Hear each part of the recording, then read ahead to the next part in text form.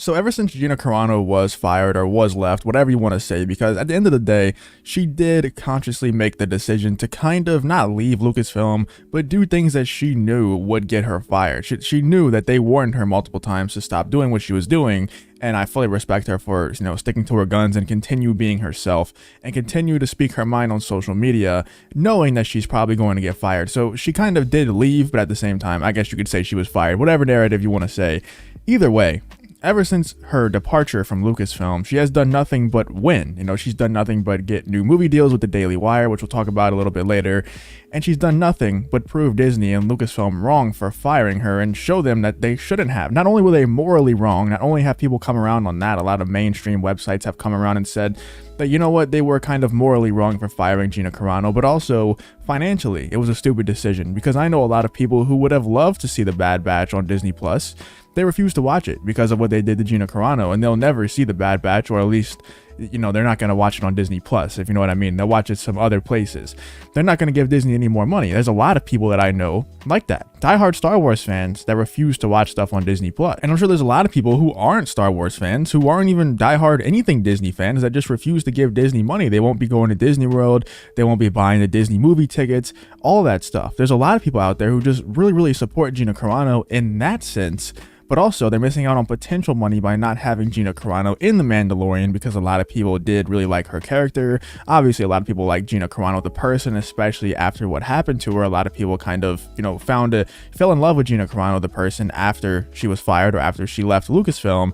And if they would have her around now, they would be selling so much merchandise. They would have so many people watching Gina Carano stuff simply because it's Gina Carano. We saw that with the National Geographic episode with Bear Grylls. A lot of people were having watch parties and stuff like that I know don't watch that show. They don't watch Running Wild with Bear Grylls outside of the Gina Carano episode, but everyone showed up to watch that episode because they wanted to support Gina Carano, and Star Wars would be no different. I really believe if she was back in Star Wars, it would be no different. Everyone would definitely show out just to show support to Gina Carano. But let's check out what I'm going to be talking about today. This article from Bounding Into Comics says Gina Carano canceled film over Hollywood's strict CV-19. I can't say the words because YouTube, but CV-19 jab and mask mandates. I don't believe anyone gets to make your medical choices for you. So this is another, in my opinion, this is another huge win for Gina Carano, just proving everyone wrong. This proves that this wasn't about Disney. This wasn't anything personal with Kathleen Kennedy or Bob Chapek or anything like that,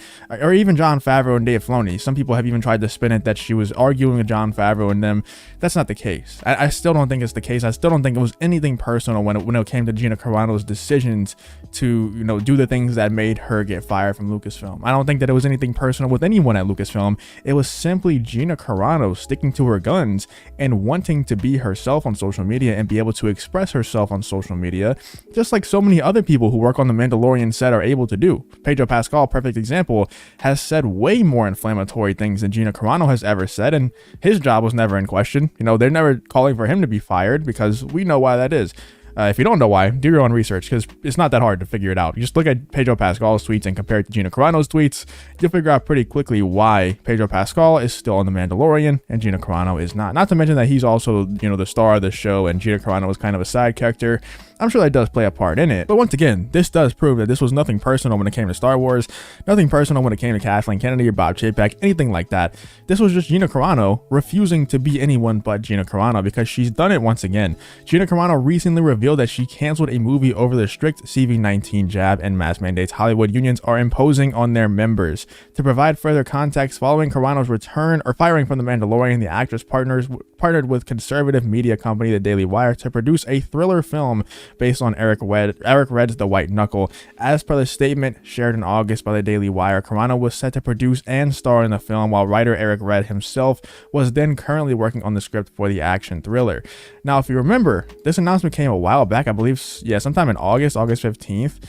I wasn't really a big fan of this story and Gina Carano's role in this movie. I kind of thought that she was going to be a little bit of a side character, and they've been marketing it as that she was starring in it.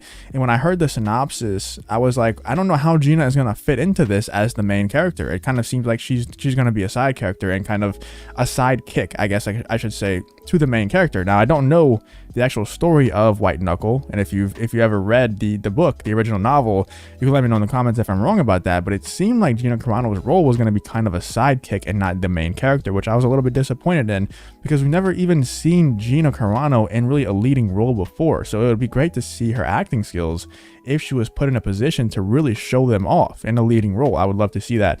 And it seemed like that other project that she's getting is going to be her in a leading role, so that's going to be very exciting to see. So I'm not even that mad about this project being canceled, or Gina Carano not starring in it, not producing it anymore. I don't know if the project will still go forward without her or not, but Gina Carano's not going to be in it, and it's obvious why. And once again, this is a big win in my mind for Gina Carano, because this is once again her saying that it's not anything personal. This is just me being me, and I refuse to be anyone but me. Last week, the Daily Wire released details on a new project titled Terror on the Prairie, which would also see Carano taking on the role of producer and actress, and revealed that they were indefinitely putting production of White Knuckle on hold.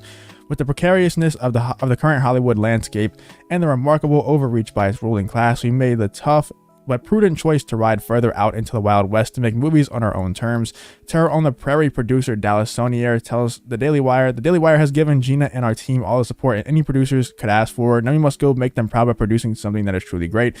I don't understand how Terror on the Prairie can go forward and the White Knuckle movie couldn't go forward. That doesn't make much sense to me. Why do the mandates not apply to Terror on the Prairie, but they apply to White Knuckle? Someone let me know in the comments, because that's something that I tried to look up and I couldn't really figure out a reasoning behind it. So I'm not really going to read too much more of this article, because that's kind of the whole story. Gina Carano once again just destroying Hollywood, destroying Lucasfilm, destroying Disney, because they're showing Disney and Lucasfilm that this wasn't about them. You know, they're not special. Gina Carano is always going to do this no matter what. She just has her ideals, she has her beliefs, and she will always stick to them no matter what. Whether or not I agree with Gina Carano on every single thing that she does is kind of irrelevant, you know, and it just so happens that I do agree with her on a lot of things, but it's irrelevant. The fact that she's sticking to her guns, the fact that she's sticking to her beliefs, even though she's not a superstar, you know, she's not a household name. She's becoming one slowly because of the decisions that she's making, but she's not a household name. Not everyone knows who Gina Carano is. I would say that most casual fans of Hollywood, of movies, don't know who Gina Carano is.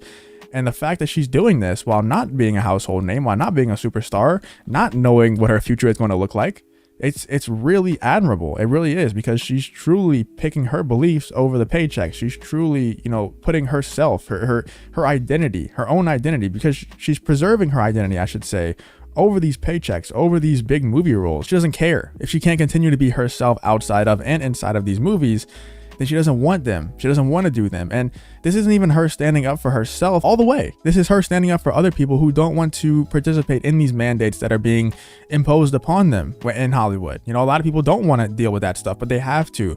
So this is Gina Carano once again taking a stand, not only for herself, because she's obviously doing that. She's never stopped doing that. You know, like I said, Disney, Lucasfilm, they're not special. She's always going to do this. She's also taking a stand for all the other people who are not able to.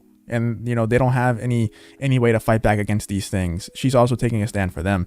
And it's really admirable. Even if you don't agree with Gina Carano on everything, you have to admit that her taking these stands over her paychecks is really admirable. But let me know what you guys think about this whole situation. Are you upset about her canceling this movie, or at least pushing it back indefinitely? Let me know if you have any information that I didn't mention in this video, because there are a lot of holes in my knowledge when it comes to this, especially how the other movie can move forward and the White Knuckle couldn't move forward. It's kind of confusing to me. Let me know in the comments if you have any knowledge that I don't have. Let me know what you thought about this whole situation. If you did enjoy this video though, please leave a like on the video and subscribe to the channel. If you want to follow me on Twitter, the link to that in the description as well. Thank you for watching the video. Hope to see you in the next one.